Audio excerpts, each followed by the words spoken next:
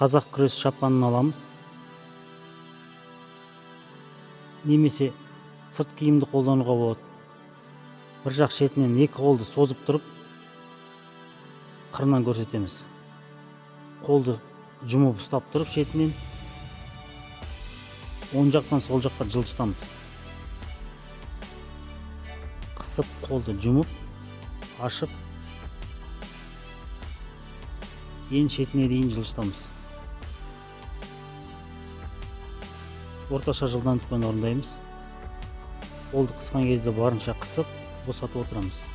Шетіне барғанда кері қарай қайтамыз.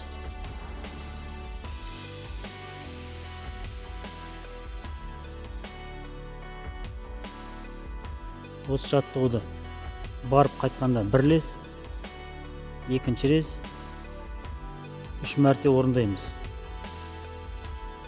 Үзіліс жасап қайталаймыз.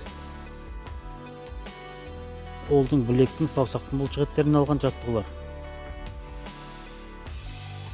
Қарсыластың жағасынан ұстағанға, жалпы ұстау қабілетін, қолдың бұлшықеттерін дамытуға арналған жаттығу.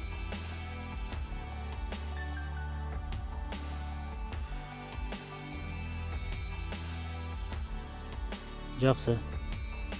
Жаттығу аяқталды.